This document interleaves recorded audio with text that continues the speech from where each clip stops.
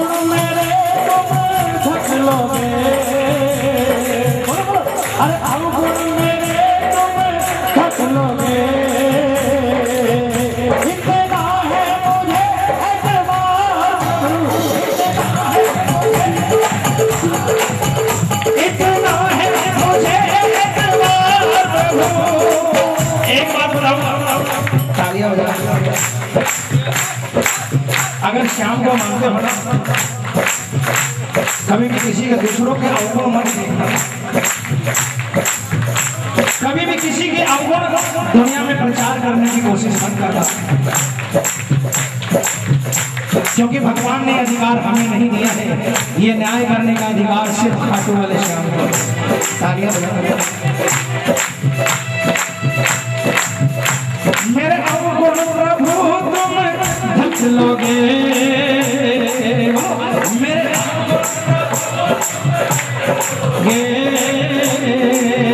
इतना है मुझे एतबार प्रभु, इतना है मुझे एतबार प्रभु, इतना है मुझे एतबार प्रभु। मेरे अवगुणों से नजर फेरो, हाँ फेरो, हाँ फेरो, और अपनी बाहों में प्रभु जी मुझे घेर लो, हाँ घेर लो, अपनी बाहों में प्रभु जी मुझे घेर लो, हाँ घेर लो। करो कृपा प्रभु जी इस दास में, करो कृपा प्रभु जी इस दास पे, रहे पापों का ना कोई भी निशान, सामने कभी रुकना ना मुझसे शाम सामने, मेरी जिंदगी है जब तेरे नाम सामने, कभी रुकना ना मुझसे शाम सामने, मेरी जिंदगी है जब तेरे नाम सामने। भजन खत्म हो गया। कौन कौन चाहता है कि बाबा नहीं उठे? हाथ उठा लेना। जोरदार पूरा विराट में बोलना चाहिए, जोरदार आवाज में।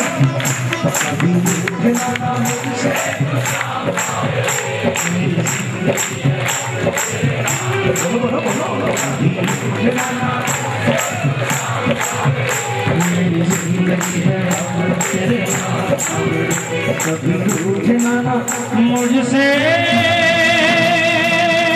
तू शाम सामने,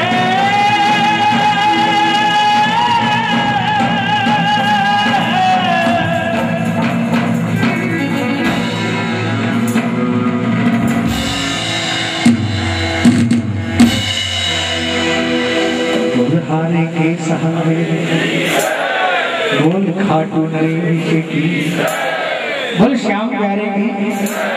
आप लोग बोल रहे हो,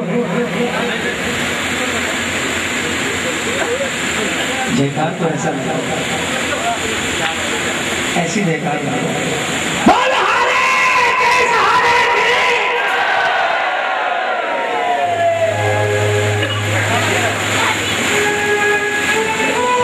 पता है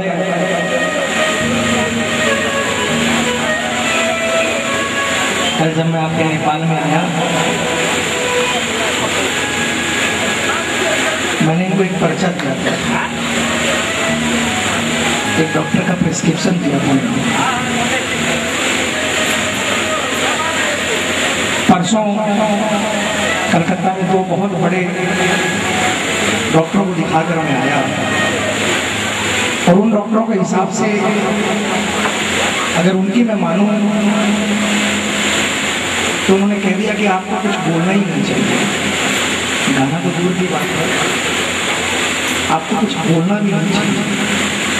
आपकी कंडीशन ये है कि आपकी आवाज़ रहेगी कि नहीं रहेगी ये भी नहीं। रात को लेट हो गई, मैं वहाँ से दवाई परचेज नहीं कर पाया, एयरपोर्ट पे दवाई मिली नहीं। यहाँ पे आया, मैंने सोचा कि बहुत तकलीफ है, दवाई मिल जाए, कुछ एंटीबायोटिक तो शायद सहारा नहीं है। मैंने इनको पर्चा दिया, लेकिन कहा कि कंपोजिशन सब उनके हैं, दवाई नहीं मिली। किसी भी मेडिकल प्रैक्टिशनर को आप आकर देख लो, उस पर्चे को दिखा दो, वो बता देगा कि इस आदमी को खाना नहीं। मैं चिंगाड़ कर क्यों गा रहा हूँ पता है? मैं चिंगाड़ कर इसलिए गा रहा हूँ कि ये जन्म अगर इसके नाम हो गया ना तो शायद इस जन्म का मेरा कर्जा उतर जाएगा जन्म।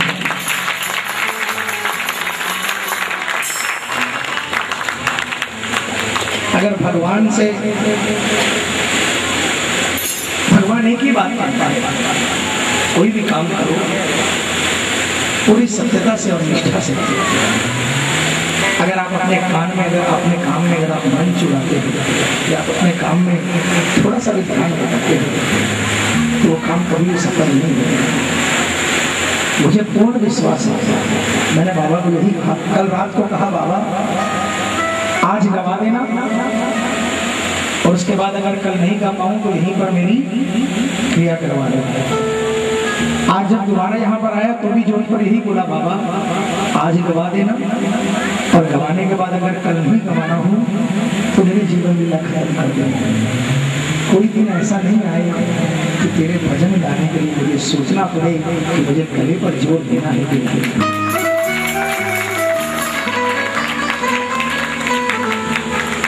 एक बार चिल्ला के तो देखो बाबा के नाम पर। एक बार सिंहासन हिलता है ना, जब सिंहासन हिलता है ना तो ये सारे काम छोड़कर नंगे पर दौड़ कर है। ऐसी बेकार लगा कर तो देखो, एक बार कोशिश करो। मैं आपकी अगुवाई करता हूँ, एक जगह ऐसी कदम चुन ये पूरे हिंदुस्तान के श्याम मंदिरों के गुंबद को छूते हुए खाटू धाम पहुंच जाए, ऐसी जगह।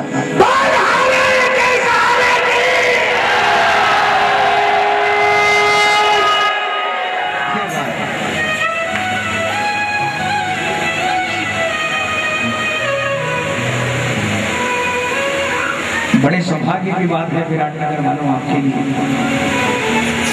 कि आपके शहर में भी शीश के दाने का दरबार बनने जा रहा है, बन रहा है, बाबा का मंदिर बन रहा है। जिस दिन वो मंदिर बन जाएगा ना, जिस दिन वो मंदिर बन जाएगा मैं बोलूंगा विराटनगर का एक भी घर ऐसा नहीं बचेगा जिसमें श्याम नाम की ज्योति नहीं जलेगी। एक भी घर, चाहे वो नेपाली हो, चाहे वो भूटानी हो, चाहे वो इंडियन हो, चाहे वो कोई भी हो। हालांकि ये कहना तो गलत होगा कि उस मंदिर के लिए आप यथा शक्ति जो कुछ देना चाहें, हालांकि बिना किसी पैसों के, बिना किसी सामर्थ्य के मंदिर बनता नहीं। लेकिन मैं ये अनाउंसमेंट नहीं करूंगा कि आप अपनी कमाई में से कुछ दीजिए, बल्कि मैं बाबा से अरदास करूंगा कि हे बाबा इस दरबार में जितने भी लोग बैठे हैं उनमें सबको इतना समृद्ध कर दो, इतना समृद्ध कर दो कि इनमें होड़ लग जाए कि मेरे बाबा के मंदिर का किवाड़ चांदी का होना चाहिए। इनमें होड़ लग जाए कि मेरे बाबा के मंदिर की दीवार चांदी की होनी चाहिए, सोने हीरे बाकी जवाहरात में होने चाहिए, और कण कण में जहाँ भक्त कदम रखे वहाँ अमृत की फुहार बरसनी चाहिए। ऐसा मंदिर बने, तन मन और धन तीनों से ये सिर के बल दौड़ कर आए और इस मंदिर को बनाने में पूर्ण सहयोग दे। यही मैं बाबा से अरदास करूंगा, आपसे नहीं बोलूंगा। आपको बोलूंगा तो आप सोचोगे चंदा मांग रहा है। बाबा के मंदिर के लिए आपके चंदे की दरकार नहीं है, बाबा के मंदिर के लिए आपके चंदे की दरकार नहीं है, लेकिन बाबा को सुंदर घर में देखने के लिए जो सुंदर तकदीर चाहिए उसकी दरकार है, तो उसके लिए भाव की दरकार है। और वो भाव आपसे यही कहूंगा कि जाना वहां पर नौजवान भाइयों, पैसे से मंदिर नहीं बनेगा, सिर्फ समय देना। कौन अध्यक्ष है, कौन सेक्रेटरी है, इसकी परवाह मत करना। लोग इसी में उलझ जाते हैं और अपना बर्बाद कर लेते हैं।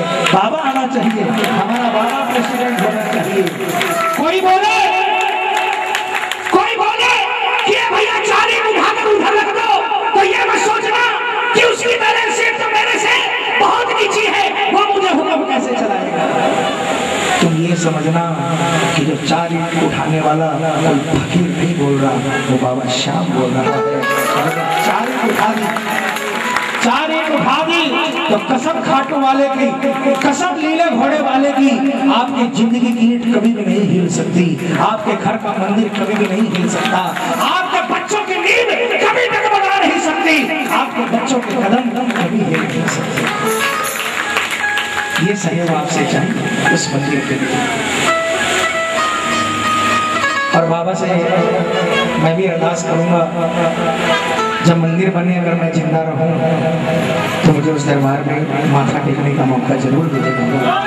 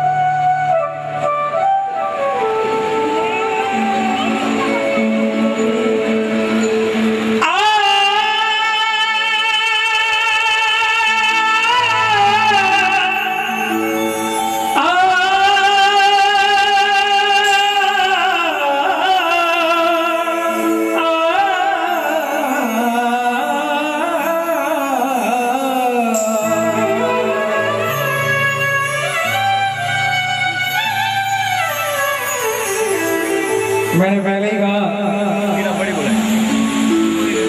कि कभी धूप आती है, कभी छांव आती है, कभी भी धूप आए ना तो बाबा के सामने बैठना और ये लाइनें गुनगुनाना, क्या कहना, बाबा मेरी नाव भंवर में डोले, डगमग खाए हिचकोले, मेरी नाव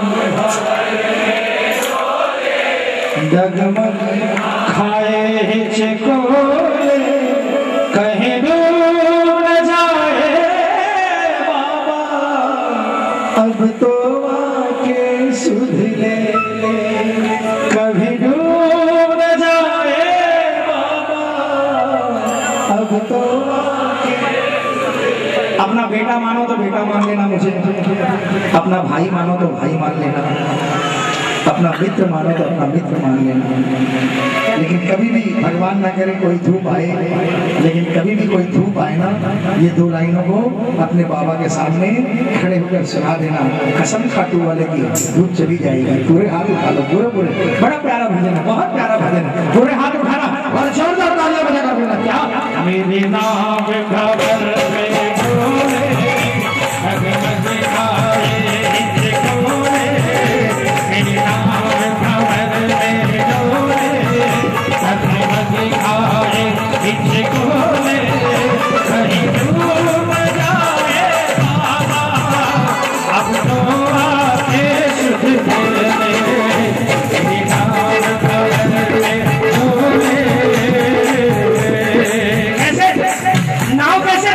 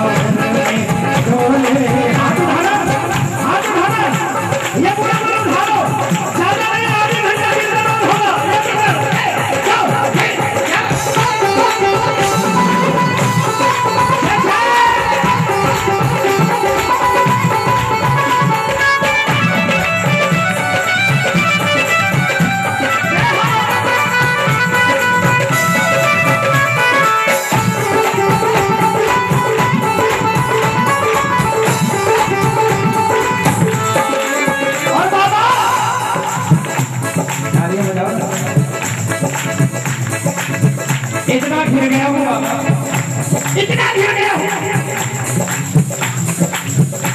मजबूर हुआ हूँ इतना, जग को कैसे बतलाऊं,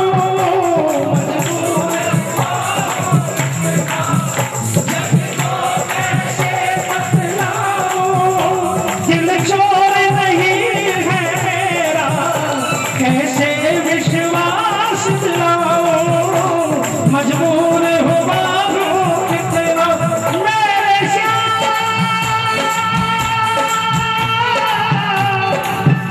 मेरे श्याम, मेरे श्याम, मजबूर हुआ हूँ इतना, जग को कैसे बतलाऊं, दिल चोर नहीं है मेरा, कैसे विश्वास दिलाऊं, मेरी बंद पड़ी किस्मत पे, अब तू ही खोले ताले, मेरी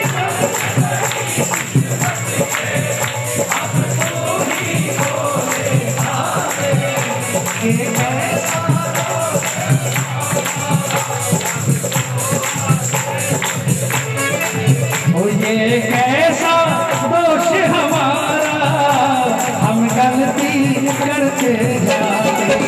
देखिए नंदू जी की हमें एक रचना, एक बार तालियां बजाओ, दो लाइन गाएंगे,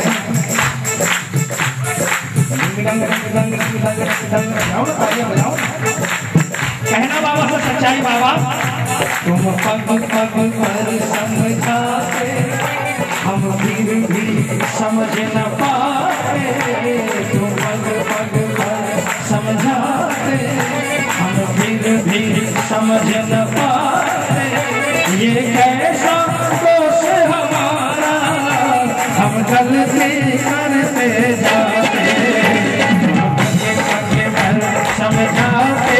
हाथ उठाना। अच्छा बाबा खाटू से चलकर आया है, कल 72 घंटे होंगे। विराटनगर वालों ने बाबा को इनविटेशन दिया कि बाबा 8 तारीख को आपको दरबार में बैठना है, इसलिए 7 तारीख को आना पड़ेगा। बाबा ने कमिटमेंट पूरा किया, 7 तारीख को सैन आते के बाद बाबा खाटू से चलते विराटनगर आ गए। 8 तारीख से यह कीर्तन चल रहा है, कल पूर्णाहुति होगी है ना। अब बाबा वापस खाटू जाएंगे ना भाई, तो बाबा को ऐसे ही छोड़ दो। कौन कौन अपना घर दिखाना चाहता है बाबा को? इस बार अगर किसी ने हाथ नहीं उठाया तो मैं समझूंगा कि सचमुच में उसको बाबा की दरकार है। इन बातों में, इन लाइनों में जरूर हाथ उठाए। पूर्णाहुति से पहले बाबा से अभी कहेंगे बाबा मेरे घर आना है, और मैं आपको विश्वास दिलाता हूँ पूर्णाहुति के बाद खाटू जाने से पहले हर घर होकर बाबा जाएगा। पूरे हाथ उठाना और आवाज देकर बाबा को कहना, क्या शाम आओ शाम आओ शाम आओ शाम आओ शाम आओ शाम आओ शाम आओ शाम आओ शाम आओ शाम आओ शाम आओ शाम आओ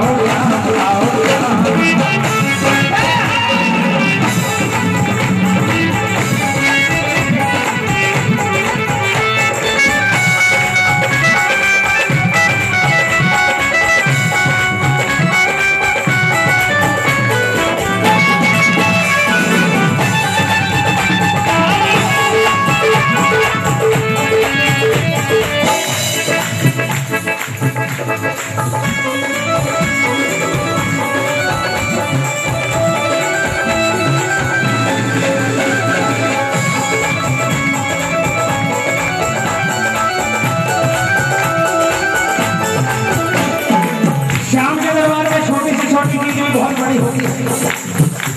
आप लोगों को समझ में नहीं आया होगा कि ये क्या चीज है, लेकिन ये जो खंजीरा है ना, अगर इसको कोई प्रोफेशन में बजाए तो बड़े से बड़े रिदम भी उसके आगे फेल हो जाते हैं, और जब ये बजता है तो रिदम में 4 चांद लग जाते हैं। और ये बच्चा इतनी तन्मयता से बजा रहा था, इसने प्रोफेशन में बजा रहा था, इसलिए एक बार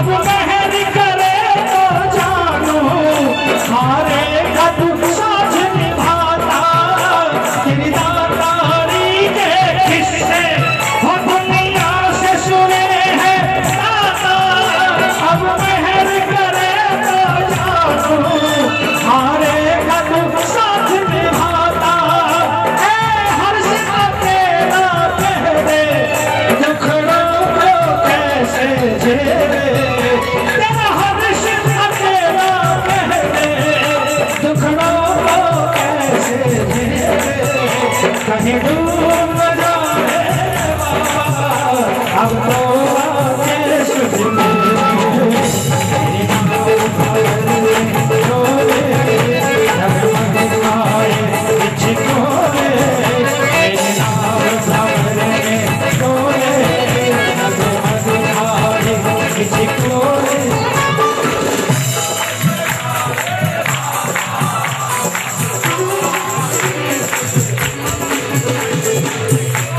एक बार बोलो थक गया हूँ थोड़ी एनर्जी दे दो एक बार दोनों हाथों से तालियां बजाओ कोई माइक में नहीं बोलेगा भजन खत्म हो जोरदार आवाज में बोल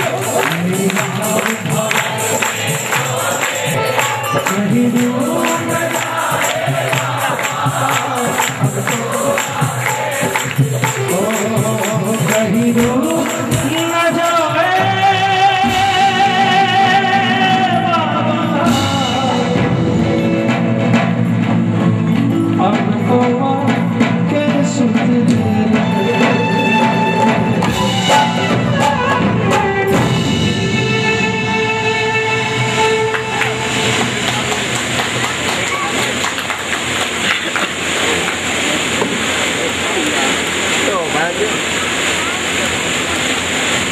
आज 10 तारीख 17 तारीख को 11 से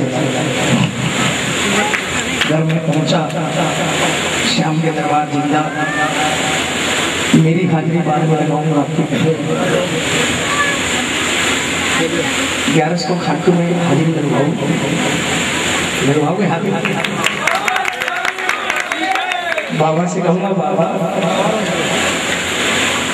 जिसने भी तेरे दरबार में आकर भोग लगाया है उसको मत छोड़ना बाबा एक जगह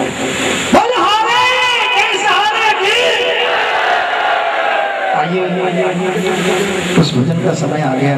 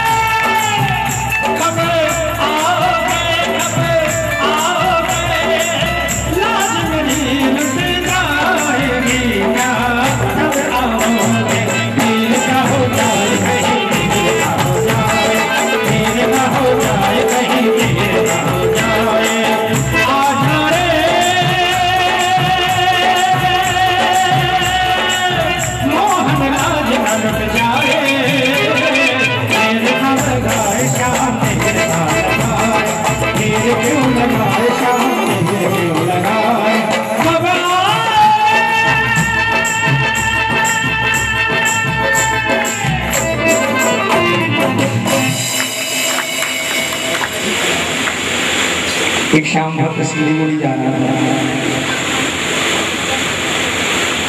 आज विराटनगर से सिलीगुड़ी वापस जा रहा था।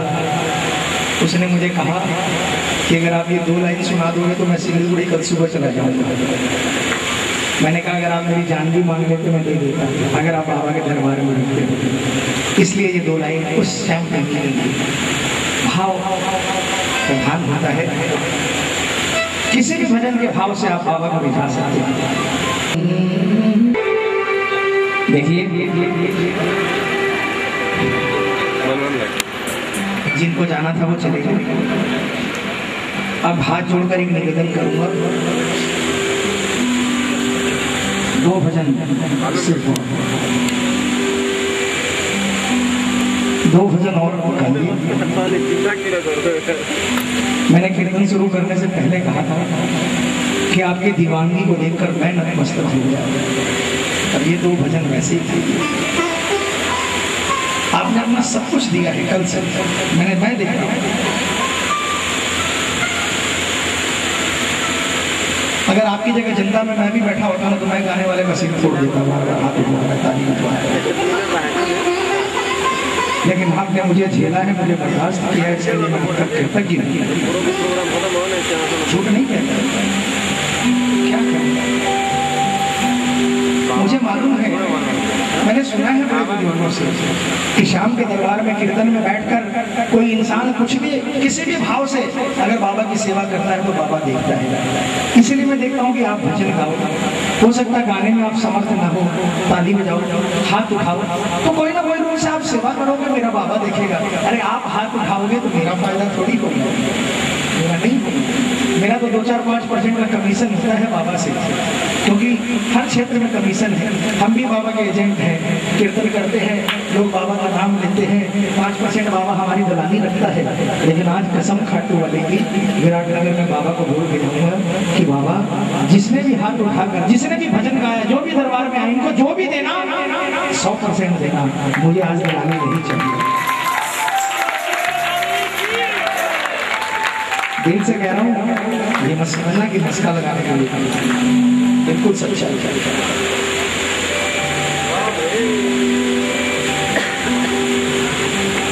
कैसे कैसे नहीं बताऊंगा, ये सीधा